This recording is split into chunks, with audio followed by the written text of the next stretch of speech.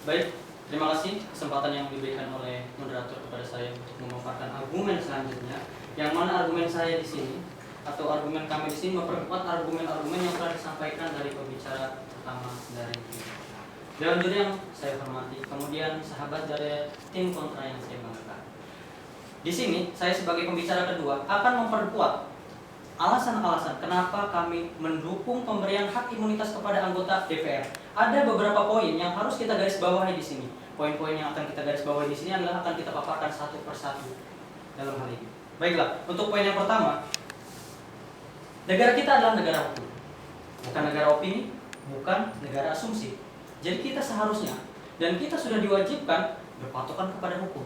Di dalam amanat Undang-Undang Dasar 1945, di dalam pasal 20A ayat 3 yang menyatakan selain pasal-pasal lain Undang-Undang Dasar ini, setiap anggota Dewan Perwakilan Rakyat mempunyai hak mengajukan pertanyaan yang pertama. Kemudian hak menyampaikan usul pendapat yang kedua. Selanjutnya dalam hal ini ada hak imunitas. Sudah jelas di sini dalam konstitusi kita, yang mana konstitusi ini adalah berada pada pangkal peraturan perundang-undangan kita mengamanatkan hak imunitas kepada DPR. Kenapa? Dalam hal ini, dalam hal ini, paparan yang telah disampaikan oleh pembicara pertama dari tim kontra, hak imunitas di sini ada batasan-batasan tertentu, ya kan? Dari semua batasan-batasan tertentu ini tidak semua anggota DPR diberikan hak imunitas atas sikapnya. Ini berkaitan hanya dengan fungsi dan kewenangan anggota DPR. Silakan.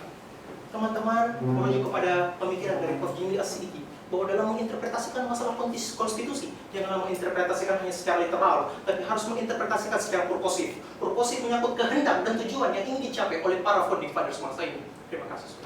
Baik, terima kasih.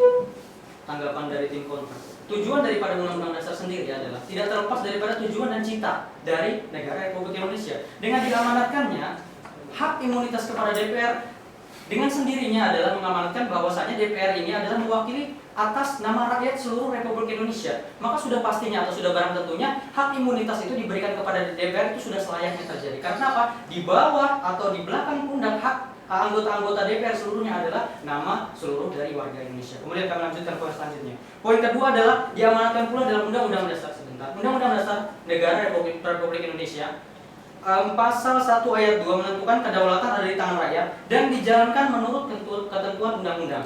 Nah, kita garis bawahi di sini adalah menurut ketentuan undang-undang. Ada berbagai argumen, pendapat dari pakar, salah satunya dari Prof. Sri Sumantri, pakar hukum tata negara, menyatakan bahwasanya menurut ketentuan undang-undang adalah dilaksanakan menurut ketentuan lembaga-lembaga negara sesuai dengan kewenangannya masing-masing. Maka dalam melaksanakan kewenangannya, anggota DPR atas nama rakyat sudah barang tentu diberikan hak imunitas. Silakan. Teman-teman mesti memahami ketika teman-teman mengatasnamakan bahwa representasi rakyat adalah suara wakil rakyat. Teman-teman pembicara pertama dari tim kami telah mengatakan bagaimana perspektif publik terhadap DPR.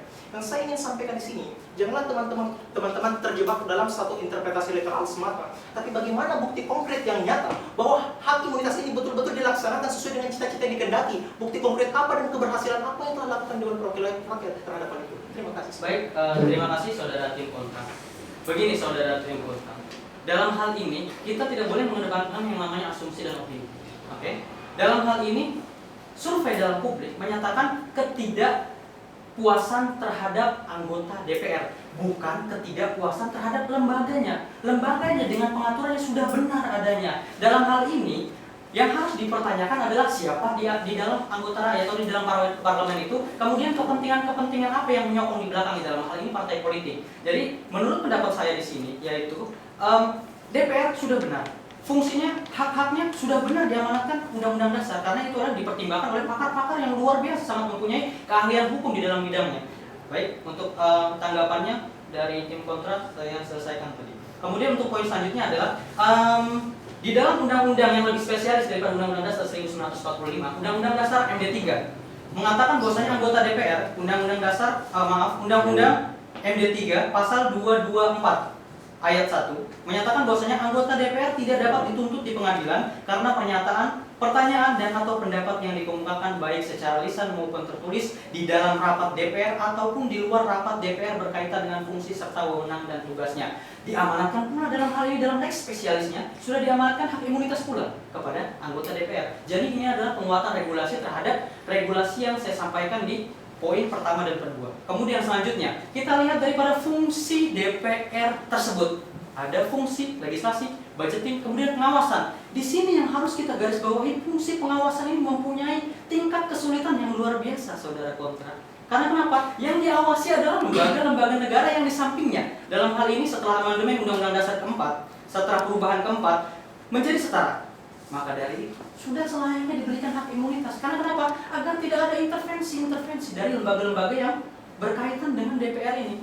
Karena dalam hal ini pengawasan harus dilakukan, terutama terhadap program kerja pemerintah. Maka sudah barang tentu diberikan hak imunitas agar DPR mendapatkan perlindungan hukum dan tidak dilakukan intervensi dari lembaga-lembaga yang manapun. Kemudian poin selanjutnya, poin kelima adalah kita tidak memungkiri bahwasanya produk hukum Indonesia merupakan terlahir daripada negara Belanda yang telah menjajah kita.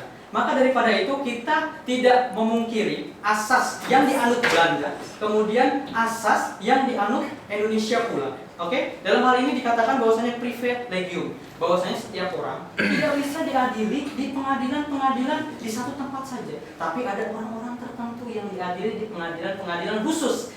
Ini adalah imunitas.